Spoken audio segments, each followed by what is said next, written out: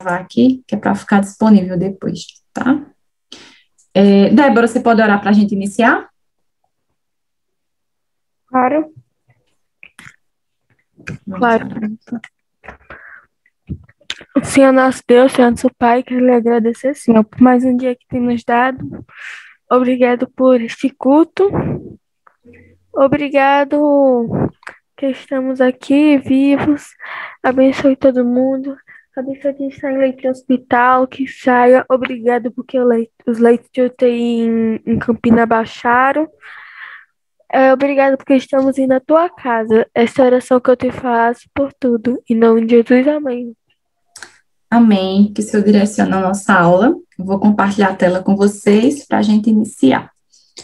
Hoje, a gente vai iniciar, deixa eu compartilhar a tela aqui, uma temática nova da revista Nova, né? A gente estava trabalhando a revista Na Estrada, Seguindo Jesus.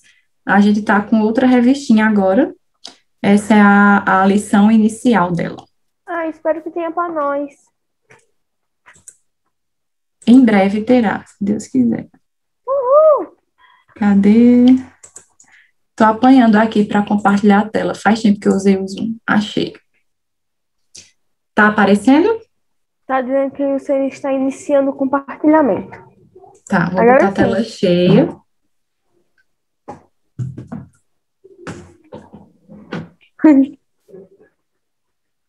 Apareceu aí agora?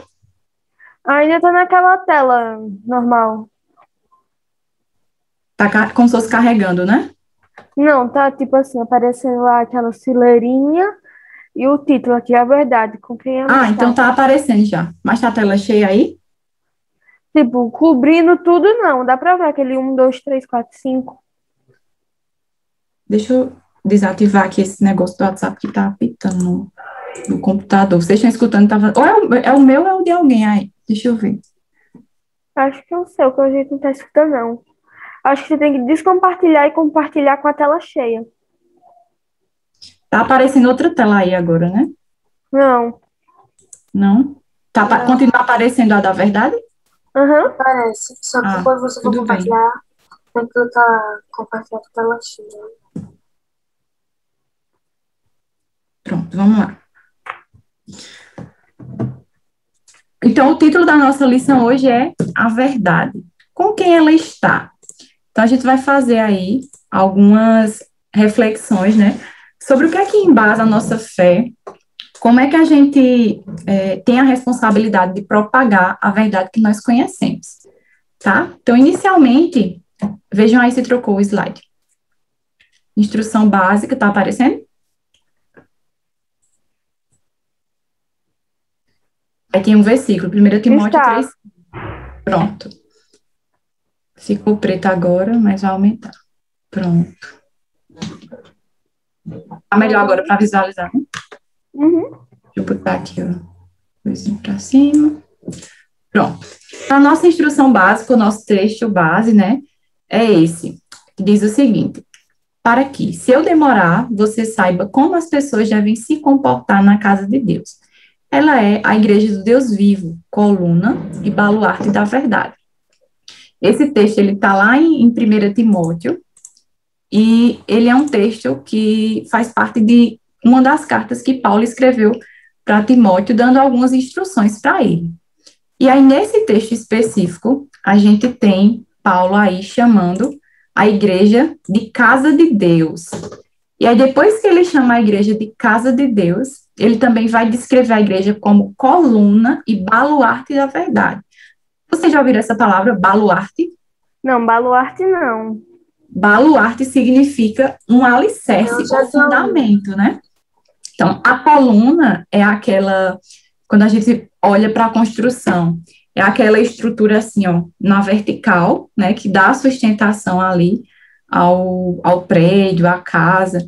E o baluarte é o fundamento, é o alicerce. Então, enquanto a coluna ela sustenta na vertical, o alicerce ele vai dar o sustento na horizontal. Então, é aquele momento em que se faz a construção e tem que cavar bem para fazer o alicerce e ele poder firmar toda a construção.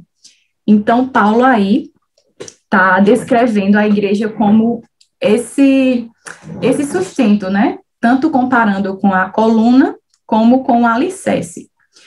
Então, ele destaca aí essa firmeza que a igreja precisa ter. E aí, essa caracterização, ela tem a finalidade de mostrar que a igreja ela foi encarregada pelo próprio Deus, ela tem a responsabilidade de sustentar e de firmar a verdade do evangelho sobre a terra.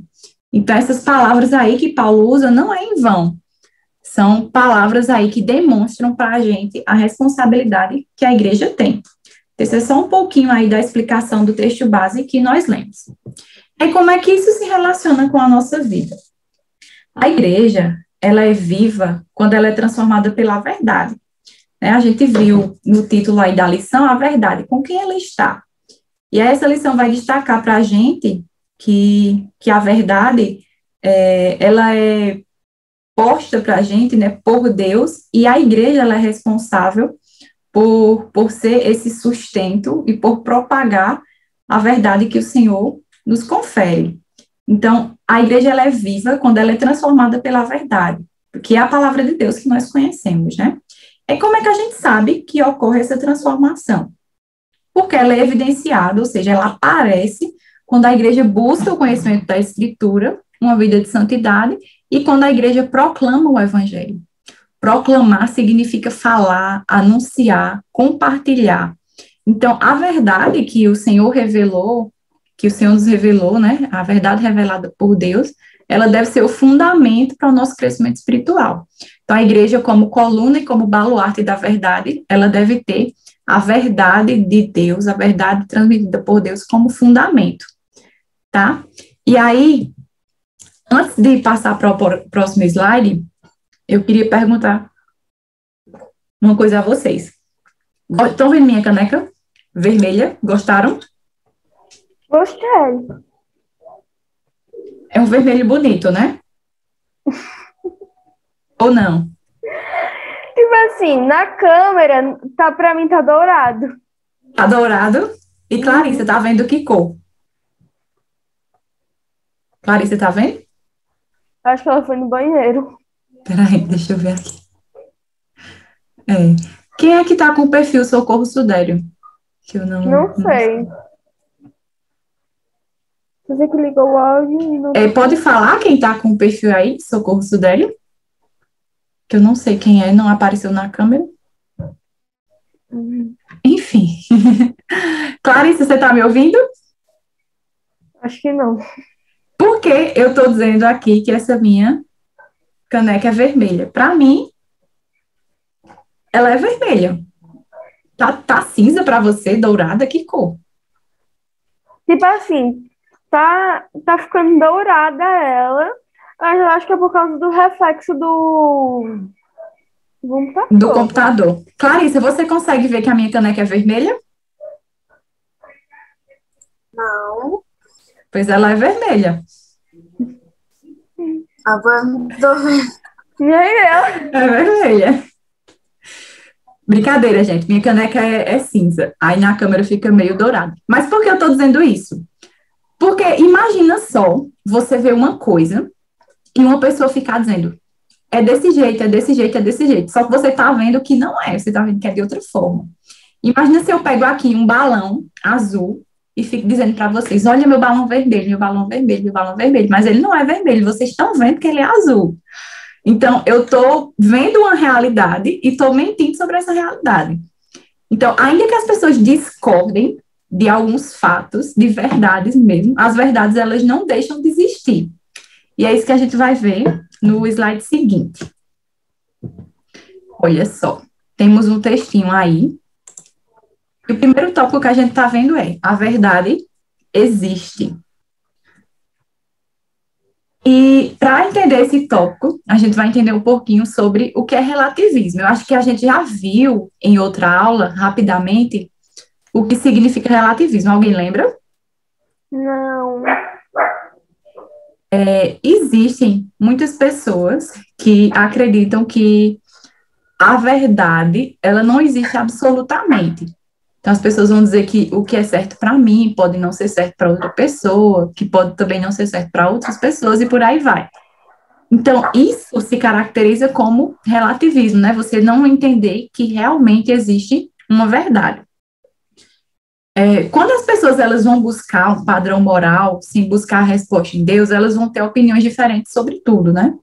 Então, o relativismo vai entrar aí. Mas aí a igreja, ela tem um papel, ela entra em cena, porque como Deus nos deu a tarefa de propagação da verdade, se a igreja é essa coluna e esse baluarte da verdade, é ela que vai dar suporte, né? E ser o lugar onde a verdade ela tem que ser sustentada. E aí a gente tem um versículo, que é de João 17:17, que eu queria que uma de vocês... Eu posso ler? Que eu já abri. Pode. Pode. Eu coloquei na tela, mas pode abrir aí. Isso. Ó, santifica-os na tua verdade. A tua palavra é a verdade. Então, ó, a tua palavra é a verdade. Lá em João 17:17, esse versículo faz parte de uma oração que Jesus faz, né? E ele vai pedir ao Pai em oração que ele nos santifique na verdade dele, né? E a palavra dele é a verdade. Então, claramente aí, essa verdade existe. Então, o ponto aí principal é a verdade existe. Então, essa visão de que depende do ponto de vista, depende da situação, depende do contexto, ela não sustenta, tá? Então, esse é um dos pontos para a gente aí focar.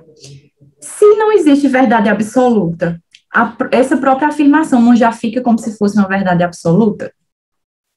Então, é um ponto aí para a gente pensar. A pessoa que está dizendo isso está tornando absoluto algo, quando na verdade não é, certo? Então, sempre que alguém vier com esse papo para vocês, depende, não é bem assim, para outras pessoas pode não ser, lembrem-se que isso aí é uma farsa, é uma mentira. E aí, já que a igreja tem esse papel de propagação e de sustentar o que realmente é a verdade, como é que a gente pode fazer isso? O que é que vocês me dizem? Como é que nós podemos, como igreja, fazer isso? Se a gente tem essa responsabilidade de propagar a verdade. A gente pode, tipo, pregar o evangelho. Oi, senhor Pichu. Anunciar as boas novas, né? Que é a pregação do evangelho. A gente pode também mostrar realmente a verdade, como por exemplo, tem gente que diz que tem um Big Bang, mas quem assistiu o filme Deus Não Está Morto, tem um monte de que ele comprova que é verdade. É um exemplo aí que Débora deu. Vamos ver aqui. A gente vai dividir em alguns tópicos. Será que a gente conhece a verdade? Olha só, embora a Bíblia, né, que nós conhecemos, ela tenha sido escrita por homens, a gente viu também em outras aulas que a Bíblia ela foi inspirada por Deus. Então, homens inspirados, homens que Deus capacitou, escreveram a Bíblia, né? Então, é nela que a gente encontra toda a verdade que foi revelada e que nós precisamos conhecer. Eu não sei se vocês conhecem, com certeza devem lembrar que o maior salmo que a gente encontra na Bíblia é o 119, e ele fala sobre o quê? Fala sobre a excelência da palavra de Deus. E aí, esse exemplo que eu trouxe aqui, ó, na tela, não é do Salmo 119, mas é do Salmo 19, que também fala sobre a excelência da palavra de Deus. Clarissa, poderia ler essa parte? Posso. Por favor. A lei do Senhor é perfeita e revigora a alma. Os testemunhos do Senhor são dignos de confiança e tornam lábios inexperientes e tornam sábios os inexperientes. Os preceitos do Senhor são justos e dão alegria ao coração. Os mandamentos do Senhor são límpidos e trazem luz aos olhos. O temor do Senhor é puro e dura para sempre. As ordenanças do Senhor são verdadeiras, são todas elas justas. Ok, então olha só, vamos prestar atenção nisso. A lei do Senhor é o quê? Perfeita. Os testemunhos do Senhor são o quê? Dignos. Os preceitos são justos. Os mandamentos são límpidos, ou seja, eles são claros, são evidentes. O temor do Senhor é puro e as ordenanças são verdadeiras. Então, ó, verdade, pureza, perfeição, dignidade, Olha só as palavras que o salmista traz à tona para falar sobre a lei do Senhor, sobre a palavra do Senhor. Então, essa palavra é perfeita, ela é inerrante e ela é inspirada por Deus. Então, por isso que nós precisamos conhecê-la. E além de conhecer, nós precisamos defender. Já passaram por alguma situação que alguém vem dizer para a gente uma coisa que a gente sabe que não é verdade sobre a Bíblia? Não sei se vocês já passaram por alguma situação parecida. Alguém diz, mas na Bíblia tem isso, isso e isso. Só que a gente sabe que não tem, que é mentira. As pessoas acabam fazendo confusão com algumas coisas. Vocês já passaram por algo parecido? Uma das responsabilidades que nós temos como igreja, né, é proteger a verdade, ou seja, defender. Então, a gente tem a responsabilidade de identificar o que está errado. Então, para identificar o que está errado, eu preciso saber o que está certo antes, né? Como é que eu vou identificar algo que está errado se eu não sei o que é certo? Então, não tem como. Então, primeiro, eu identifico o que está errado, e segundo, eu não posso só identificar e deixar para lá. Isso está errado, mas não tem problema não.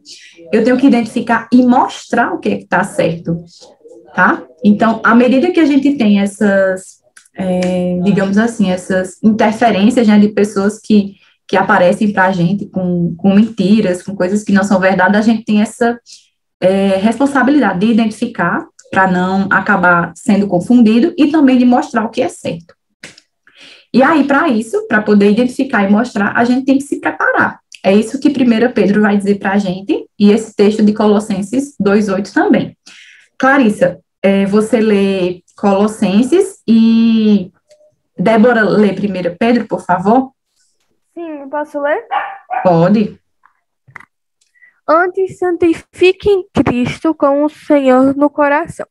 Estejam sempre preparados para responder a qualquer que lhes pedir, a razão da esperança que há em vocês.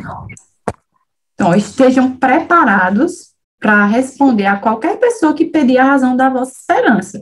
Então, qualquer pessoa que quiser saber sobre a nossa fé, que questionar, a gente precisa se preparar para poder responder, né, a essas pessoas com mansidão, com preparação. Essa outra pessoa que está aí, quer ler algum versículo mais para frente? Eu não sei quem é que está com esse perfil. Tentar olhar no grupo, tem algum nome assim? No grupo eu acho que também tem. Não, deixa eu olhar aqui, peraí. Sim, e eu já passei por isso. Você ficar defendendo a verdade e a pessoa não acreditar, ficar dizendo que é uma coisa. Uhum. Então, são coisas comuns que a gente vive, né? Cadê? Eu acho que não tem aqui ninguém com esse nome. Enfim, não sei quem é. Não sei se quer participar, não sei se está escutando direito, mas vamos lá, vamos continuar. Clarissa disse aí, né, que já passou, e aí temos o outro versículo, que ela vai ler agora. Tenham cuidado.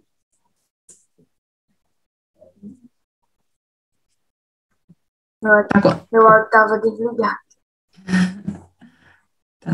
Tenham cuidado para que ninguém os escravize a filosofias vãs e enganosas, que se fundamentam nas tradições humanas e nos princípios elementares deste mundo, e não em Cristo. Colossenses 2:8. Então, o cuidado para que ninguém passe a escravizar a gente, ou seja, a prender a nossa mente em filosofias que são enganosas. Então, elas parecem ser bonitas, mas, na verdade, elas são tradições humanas e não se baseiam na verdade de Cristo, mas se baseiam apenas em princípios desse mundo. Então, é preciso ter esse cuidado, identificando essas coisas e mostrando o que realmente é verdadeiro. E aí, rocha ou areia? Por que essa pergunta? Eu me lembro que a gente já teve uma aula sobre a história do homem que construiu sua casa na rocha e na areia. Isso. E a gente vai entender por quê. A rocha é a fé que a pessoa tem firme. Já a areia é aquela fé que a pessoa não pratica, né? É. Por que a gente vai falar de rocha ou areia agora? A gente começou a falar sobre conhecer a verdade, propagar a verdade, defender a verdade. Mas só conhecer a verdade e não praticar, vale de alguma coisa? Não, né? É inútil. Então, se você conhece e você não pratica, é como a onda do mar, né? Que vai e volta ali, não acontece nada, e é inútil, inutilidade. E aí, ó, nós temos um texto que vocês conhecem, que a gente já trabalhou em uma das lições, como o Débora bem lembrou, que é o texto que fala sobre o homem que constrói a sua casa sobre a rocha e de outro que constrói sobre a areia. Qual a diferença? Aquele que constrói sobre a rocha, ele é comparado àquela pessoa que ouve a palavra e que pratica. Então, a casa dele está segura. E o que constrói sobre a areia, ele é comparado àquele que não pratica, ouve o que é verdade e não coloca em prática. Professora, Então, oi. Depois a senhora coloca esse slide no grupo? Coloco, sim. Coloco. Então, aquele que constrói a sua casa sobre a areia, nem alicerce ela tem, né? Então, ela vai cair. Na primeira ventania que der, ela vai ao chão. Então, a pessoa que pratica está firme e a pessoa que conhece, mas não pratica, a qualquer momento ela pode desmoronar. A gente lembra muito daqueles vídeos que tem de explosão, de desabamento, né? De prédios, de casas. Então, são casas que não têm firmeza, não têm alicerce, porque não há prática. Então, essa é a comparação aí que a gente vê em Mateus. E cadê a luz? Além disso aí que nós vimos sobre a construção em solo seguro, a construção da casa sobre a rocha, a gente sabe muito bem que uma das coisas que a Bíblia vai dizer é que a gente precisa ser sal da terra e luz do mundo. É difícil a gente saber da existência de uma coisa que está escondida, né? Imaginem que eu quero vender doces. E aí, eu coloco uma placa na frente da minha casa com a menor letra possível. Quem passar na minha rua não vai nem saber que eu vendo nada, porque está tão pequeno que ela não vai conseguir nem ler o que é. Então, geralmente, quando a pessoa quer vender algo, ela coloca um letreiro bem grande, né? Uma placa enorme, um negócio lá bem enfeitado, que é para as outras pessoas conseguirem ver. Então, essa é a lógica. Não tem como a gente querer propagar algo, tornar conhecido algo e esconder isso.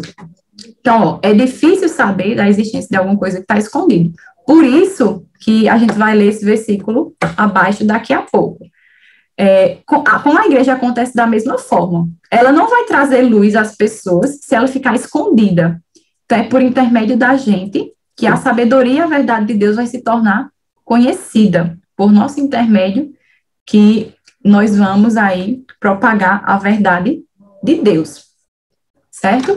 E aí, muitas pessoas vivem nas trevas do pecado e a nossa tarefa como luz é iluminar para que essas pessoas vejam a verdade e não se esconder. Não